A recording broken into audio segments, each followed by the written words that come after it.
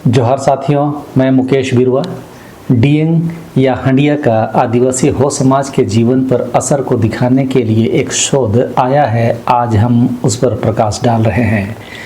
हो समाज में अक्सर ग्रेजुएशन करने के बाद पढ़ाई को पूरी मान ली जाती है या मैट्रिक करने के बाद अपने को हम पढ़ा लिखा मान लेते हैं। लेकिन उसी हो समाज में आदिवासी हो समाज महासभा के पूर्व अध्यक्ष अर्जुन मुंडुया जी ने, जो रिटायरमेंट के बाद भी ग्रेजुएशन की पढ़ाई कर रहे हैं, यह गर्व की बात है कि हो समाज में भी पढ़ने की ललक कुछ लोगों में इस तरह जिंदा बची हुई है। पढ़ाई से संबंधित उनका कैरियर प्रेरणादायक है। नेतरहाट जैसे विद्यालय में पढ़ने के बाद रेलवे की उच्चतम नौकरी के लिए SCRA में दाखिला लेते हैं और भारतीय रेलवे के प्रिंसिपल चीफ मैकेनिकल इंजीनियर के पद से रिटायर होते हैं। पढ़ने की उनकी ललक यहीं ख़त्म नहीं हुई और वे रिटायरमेंट के बाद भी साइकोलॉजी में BA कोर्स ज्वाइन करते हैं। हो समाज के बारे में अपनी चिंताओं को साकार देने के लिए वे आदिवासी हो समाज महासभा के अध्यक्ष के रूप में 2020 से 2023 तक रहे। लेकिन अध्ययन और शोध के मार्फत जो कुछ किया जा सकता है उसे पूरा करने के लिए उन्होंने अग्रतर पढ़ाई जारी रखने का निर्णय करते हैं। उसी के तहत उन्होंने हो समाज की अपनी संस्कृति, रीति रिवाज, परंपरा आदि पर खूब चर्चाओं में हिस्सा भी लिया। लेकिन कई सारी चर्चाएं तथ्यों पर आधारित न होकर बहसों पर आधारित ही उन्होंने देखा और समाज की हालत को समझा। उनके अनुसार लोग सुनी सुनाई बातों को ही फैलाने में ज़्यादा रुचि दिखाते हैं। उसी में से एक डीएंग, जो कि लोग अपनी संस्कृति का अभिन्न हिस्सा मानते हैं, उसे समझने के लिए उन्होंने एक छोटा सा सर्वे किया, जिसे हम लोग तकनीकी भाषा में पायलट प्रोजेक्ट कहते हैं। आज मैं उन्हीं के द्वारा सर्वे किए गए आंकड़ों से समाज की स्थिति के बारे में आपको कुछ जानकारी देना चाह रहा हूं। उनका शोध विस्तार में उनके रिसर्च पेपर में छपेगा, लेकिन उसका सारांश को मैं आपके सामने ये बताने के लिए डीएंग का आदिवासी हो समाज के लोगों के स्वास्थ्य और शिक्षा पर क्या असर हो रहा है, समाज में सकारात्मक हो रहा है या नकारात्मक, इसे हम समझने का प्रयास करते हैं। उन्होंने अपने ही गांव बलियाडी, जो जगन्नाथपुर प्रखंड में आता है, में डीएंग पीने वालों का अध्ययन किया, जो उनके साइकोलॉजी ऑनर्स कोर्स के तहत ही उनका एक प्रोजेक्ट है। इसके अंत में आप यह भी समझने की कोशिश करें कि अपने हो समाज के लड़के भी क्या इसी तरह का प्रोजेक्ट लेकर समाज के हित में कुछ कर सकते हैं। अपने गांव के 27 लोग, जिसमें 85% पुरुष थे, यानी 23 पुरुष और 15% यानी 4 महिलाएं शामिल रही, उस पर उन्होंने यह शोध किया। मैंने पहले ही आपको बताया कि यह एक पायलट प्रोजेक्ट के रूप में उन्होंने संकलित किया है। आवश्यकता पड़ने पर समाज में इसको विस्तार देते हुए और रिसर्च करने की ज़रूरत पड़ेगी। इस आंकड़े में महिलाओं की संख्या कम है। इससे ऐसा लग सकता है कि महिलाएं हंडिया कम पीती है, लेकिन जो कारण शोध में आए हैं उसमें स्पष्ट हुआ है कि वे पीती तो है लेकिन खुले में नहीं, यानी डीएंग गुदम में जाकर नहीं पीती हैं, समय बर्बाद नहीं करती है। उसके भी कई कारण हैं, जैसे सुबह से घर की सारी जिम्मेदारियां, घर की साफ सफाई, पानी की व्यवस्था, खाना बनाने आदि के लिए उन्हें समय देना पड़ता है, क्योंकि समाज उन्हीं से यह सब उम्मीद करता है। ये सब काम करने के बाद ही वे हंडिया पी पाती है। अपना काम करने के बाद हंडिया पीने के कारण ही वे लोग पुरुषों की तुलना में बीमार भी कम होती है और समय भी कम बर्बाद करती है। काम और डीएंग पीने के बीच संतुलन होने के कारण उनका स्वास्थ्य अक्सर डीएंग पीने वाले लोगों की तुलना में बेहतर ही है। वैसे भी जितना आप खाएंगे, जितना आप पिएंगे, वह यदि पच जाए तो बीमारी की बात ही नहीं उठती। साथ ही बीमारियों के मामले में भी ज़्यादा स्वास्थ्य महिलाएं ही रह रही है। इसके अलावा महिलाओं में लाज शर्म का भी एक लिहाज है, जिस कारण से इस शोध में वे कम ही चिन्हित हो पाई। मुझे लगता है हो समाज के सभी लोगों को इन बातों पर कोई विरोधाभास नहीं हो सकता। यह हम सभी देखते हैं और समझते भी हैं, बस बोलते ही कुछ लोग हैं। इस शोध में यह भी जानने का कोशिश हुआ कि गाँव में लोगों की औसत लंबी उम्र क्या है। साधारणतः हो लोगों की औसत उम्र कम तो है, लेकिन डीएंग पीने के कारण क्या औसत उम्र और घट जा रही है या उनके शारीरिक और मानसिक स्वास्थ्य पर भी इसका असर नकारात्मक पड़ रहा है। चलिए समझते हैं। आंकड़ों के हिसाब से बुजुर्गों की संख्या पहले की तुलना में कम पाई गई, यानी हो समाज के गांवों में 60 साल की आयु के ऊपर के लोगों की संख्या सिर्फ 30% है। एक गांव में 27 में से 8 लोग 60 साल के ऊपर थे और 60 वर्ष के कम उम्र के लोगों की संख्या 70% यानी 27 में से 19 लोगों की उम्र 60 वर्ष से कम पाई गई। राष्ट्रीय स्तर पर देखें तो 2011 की जनगणना में 15 से 64 साल के उम्र के लोगों की जनसंख्या 65% थी। इस आंकड़े से तो हो आदिवासियों में बुजुर्ग लोग राष्ट्रीय औसत से कहीं ज़्यादा 70% है। इस पर भी और गहनता से शोध किया जाना चाहिए। मेरी समझ में हो समाज में बुजुर्ग लोग वही अभी बचे हैं जो 40 से 60 के दशक में पैदा हुए थे या उससे पहले पैदा हुए थे। अभी अगले 1-2 दशकों में देखना होगा कि आने वाली पीढ़ी के कितने बुजुर्ग इन आंकड़ों में आ पाते हैं या ड्रग और नशा के कारण युवा अवस्था में ही काल के गाल में समा जाएंगे। शोध में शोधकर्ता ने पाया कि कुल 8 बुजुर्गों की औसत आयु 76 वर्ष है। उनमें से एक की उम्र सबसे कम 65 वर्ष थी और उनकी मृत्यु नशे की हालत में तालाब में डूबकर हुई, यानी कि वह कुछ दिन और जी सकते थे यदि नशे में नहीं डूबते, मतलब उनकी आयु कुछ और हो सकती थी। 8 बुजुर्गों में एक को छोड़कर बाकी सभी सामाजिक अवसरों पर और कभी कभी पीने वाले ही थे, यानी हो समाज की परंपरा के आलोक में ही वे हंडिया पीते थे, ना कि हाट बाजार या डीएन गोदामों में। अच्छा, आजकल तो हंडिया भी कई तरह के हो गए हैं। आप कह सकते हैं जो हम परंपरा के अनुसार इस्तेमाल करते हैं, अपने पारंपरिक चावल का और पारंपरिक रानों का इस्तेमाल करते हैं, वह हुआ हमारा परंपरा के अधीन वाला डीएंग। इसे हम दस्तूर डीएंग बोल सकते हैं। और दूसरा जिसे नशे के रूप में इस्तेमाल किया जाता है और हाट बाज़ारों में बेचा जा रहा है, जो हाट बाज़ारों में बेचा जा रहा है उसमें चावल भी फोर्टिफाइड राइस जिसमें कि कई तरह के केमिकल होते हैं वो सब इस्तेमाल हो रहा है। साथ ही रानू में टैबलेट, तो बाज़ार में मिलने वाले हंडिया वाले चावल को यूरिया आदि से ट्रीट करके नशे की वस्तु बनाई जा रही है जिसे हम दीकू हंडिया कह सकते हैं। तो जिन हो बुजुर्गों की औसत आयु 66 वर्ष है वे दस्तूर डीएंग पीने वाले थे, और जो लोग दीकू हंडिया पी रहे हैं वे लोग तो शायद ही बुजुर्ग की कैटेगरी में आ पा रहे हैं। आगे के अध्ययन में हम देखेंगे कि किस तरह 65 वर्ष की आयु से पहले ही युवा लोग काल की गाल में समा रहे हैं, और वह भी दीकू हंडिया के असर में, न कि दस्तूर हंडिया के असर के कारण, क्योंकि दस्तूर डीएंग तो सामाजिक अवसरों में ही मिलता है, न कि हर समय।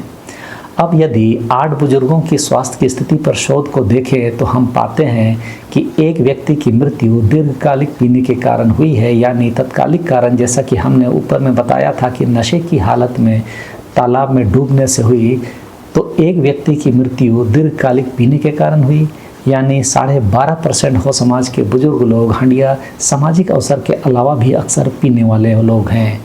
लंबी आयु के 2 लोग जिसमें एक महिला जिनकी उम्र 80 वर्ष है वे लोग हंडिया नहीं पीते थे, यानी 25% हो समाज के बुजुर्ग हंडिया नहीं पी रहे हैं और वे लंबा जीवन जी रहे हैं। लंबी आयु जीने वाले 5 लोग सामाजिक अवसरों पर ही, यानी कि परंपरा के अनुसार ही हंडिया का सेवन करते थे और उनका स्वास्थ्य संतोषप्रद रहा है। इसका मतलब कुल 62.5% हो समाज के बुजुर्ग लोग पारंपरिक रूप से हंडिया का सेवन कर रहे हैं और जीवन जी रहे हैं और उनका जीवन लंबा भी है। इसका मतलब यह हुआ कि 70-80 वर्ष तक जीने वाले हो समाज के बुजुर्ग लोग अधिकतर वही हैं जो सामाजिक अवसरों पर दस्तूर डीएंग पीते हैं, और जो लोग डेली दीकू डीएंग पीते हैं वे लोग असमय मृत्यु की गोद में समा रहे हैं। यह तो हुआ हो समाज के बुजुर्गों की बात। इसमें हमने देखा कि दस्तूर डीएंग पीने वाले लोग लंबा जीवन जी रहे हैं और दीकू डीएंग पीने वाले लोग 60-65 वर्ष से पहले ही मर जा रहे हैं। इसके लिए हमें 60 वर्ष से कम उम्र के लोगों के आंकड़ों पर ध्यान देना होगा। अब 19 लोग जो 60 वर्ष से कम के हैं उसकी आयु शोध में औसतन 40 वर्ष निकली, परंतु उनमें से 8 लोग औसतन 45 वर्ष की उम्र तक ही जी पाए। शोध में यह आया कि ऐसे लोगों को अंतिम समय में अस्पताल ले जाया जाता है, तब पता चलता है कि उनकी किडनी या लीवर खराब हो चुके हैं और कुछ लोग डायबिटीज़ के शिकार हैं। इसका सीधा संबंध बीमारी के हिसाब से देखें तो यह साधारणतः दीकू डीएंग का असर है, मतलब दीकू चावल, दीकू रानू और हाट बाज़ार में उपलब्ध नशे की वस्तु के कारण। उन 19 लोगों के स्वास्थ्य की स्थिति पर जो आंकड़े आए हैं उसके हिसाब से 8 लोगों की असमय मृत्यु हुई है और वे सभी बेहिसाब और लंबे समय से नशे की लत में थे। यानी 42.10% हो समाज के युवा जो नशे की लत में है वे असमय काल के गाल में समा रहे हैं। ये लोग तो मर गए, लेकिन एक व्यक्ति लकवाग्रस्त और डायबिटीज से पीड़ित मिला। मतलब 5.26% हो समाज के युवा लकवाग्रस्त और डायबिटीज से ग्रसित जीवन जी रहे हैं और ये लोग भी नशे की लत में हैं लेकिन अभी जिंदा हैं। 19 में से 5 लोग ऐसे भी मिले जिनका स्वास्थ्य लगातार गिरता रहा है या जिनका स्वास्थ्य बहुत खराब है, लेकिन जांच आदि नहीं किए जाने के कारण या नहीं करा पाने के कारण उन्हें लकवा हुआ है या डायबिटीज है, इसकी जानकारी नहीं मिली। इनकी संख्या 26.32% होती है। इसका मतलब हो समाज के 73.68% युवा नशे की लत में हैं, जो दिकोडियन को नशे के लिए हाट बाजार और सुबह होते ही उठते साथ इस्तेमाल करने वाले लोग हैं। नशा की वस्तु के रूप में मैंने दिकोडियन को ही इसीलिए परिभाषित किया है क्योंकि पारंपरिक रूप से इस्तेमाल किया जाने वाला हंडिया सिर्फ सामाजिक अवसरों पर ही मिलता है, हर रोज़ नहीं। 5 लोग ऐसे भी मिले जिनका स्वास्थ्य अच्छा है, जो अक्सर सामाजिक अवसरों पर ही डीएंग आदि पीते हैं। यानी 26.32% युवा वर्ग अपनी परंपरा के आलोक में ही डीएंग का उपयोग कर रहे हैं और वे स्वस्थ हैं और लंबा जीवन जीने के रास्ते में हैं। इस आंकड़े का मैंने अपने तरीके से जब विश्लेषण किया तो देखता हूं कि 73.68% हो समाज के युवा नशे की लत में हैं। वे लोग सिर्फ दिकोडियन से ही प्रभावित नहीं हैं, बल्कि वही लोग आज के समय में ड्रग्स, गांजा, चरस इत्यादि का इस्तेमाल करके अपना जीवन को नरक में भी बना रहे हैं। हाट बाज़ारों में दिकोडियन का प्रचलन बढ़ने और बढ़ाने में यही आंकड़ा जिम्मेदार है। जब इतनी बड़ी संख्या में हो समाज के लोग नशे की लत में हैं तो नशे का व्यापार किसी के लिए भी फ़ायदे का सौदा ही होता है और इसी फ़ायदे के सौदा को भुनाने में हो समाज की महिलाएं बढ़ चढ़कर भाग ले रही है और समाज के लोग मूक दर्शक बने इन चीज़ों को देख रहे हैं। हो समाज की अपनी संस्कृति, परंपरा और दस्तूरों को बनाए रखने की महती जिम्मेदारी सिर्फ बचे हुए 26.32% लोगों पर आन पड़ी है और उनमें से भी अधिकतर लोग गलत शिक्षा से अपनी परंपरा से दूर होते जा रहे हैं। आप यदि हो समाज के हैं या दूसरे आदिवासी समाज के भी हैं तो इन आंकड़ों पर गंभीरता से चिंतन करना जरूरी है।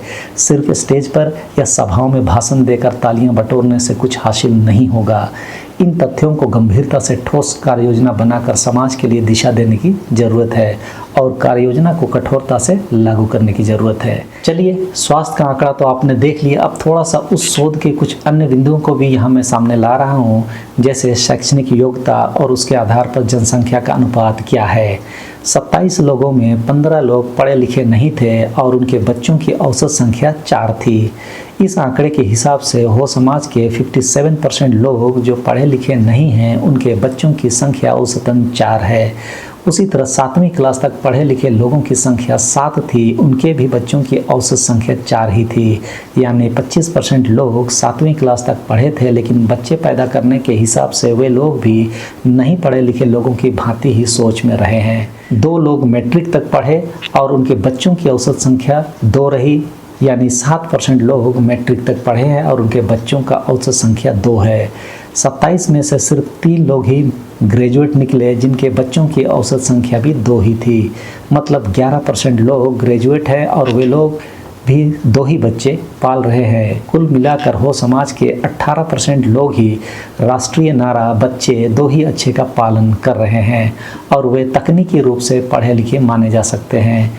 82% लोग जो पढ़े लिखे नहीं हैं वे लोग बच्चे पैदा करने के मामले में ज़्यादा चिंतन नहीं करते हैं।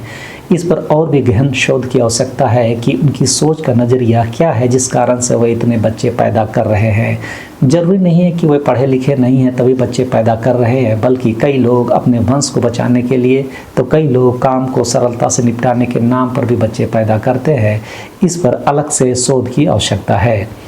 आर्थिक स्थिति पर जो शोध में आंकड़े आए हैं वो बताते हैं कि 27 में से 12 लोग बहुत गरीब हैं। यानी 44% हो समाज के लोग गरीबी रेखा के नीचे जी रहे हैं।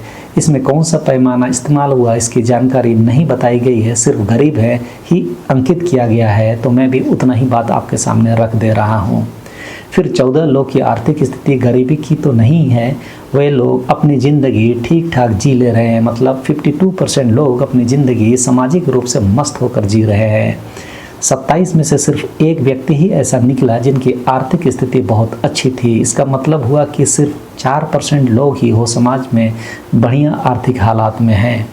यह स्थिति दूसरे समाज की भी हम मान सकते हैं, क्योंकि देश में जो भी प्राकृतिक संसाधन है या पैसे के रूप में 3-4% लोगों के पास ही 80% से ज़्यादा संपत्ति है, और ये लगभग जितने भी गरीब लोग की संपत्ति है उससे भी कहीं ज़्यादा। 73.68% हो समाज के युवाओं का नशे की लत में होना अत्यंत ही गंभीर मामला है। लेकिन हमें यह भी समझना है कि जिस हंडिया को हम पारंपरिक रूप से इस्तेमाल करते हैं उसमें नुकसान नहीं है, बल्कि जो चीज़ भी आप खाते हैं या पीते हैं वह यदि शरीर में पूरी तरह पच जाए तो नुकसान की कोई संभावना भी नहीं है। वही स्थिति 22% युवाओं ने दिखाई कि वह पीते ज़रूर हैं, लेकिन सामाजिक अवसर पर पारंपरिक तरीके से और दोस्तों डीएंग पीते हैं, ना कि दीको डीएंग। दीको डीएंग की गिरफ्त में आए हुए लोगों के कारण ही हो समाज में चरस, गांजा और दूसरे ड्रग्स ने अपने पैर फैला लिए हैं। इसे समाज में व्यापक चर्चा में लाना जरूरी है, ताकि आने वाली पीढ़ी को यदि हमें बचाए रखना है, अपनी संस्कृति को, अपनी परंपरा को, अपने दस्तूर को बचाए रखना है, अपनी भाषा को बचाए रखना है, तो यह आंकड़ा हमारे लिए अलार्म की घंटी की तरह है। और इसके बाद भी हम यदि नहीं जागे तो मौत तो सामने खड़ी ही है। सबों को धन्यवाद। जोहार।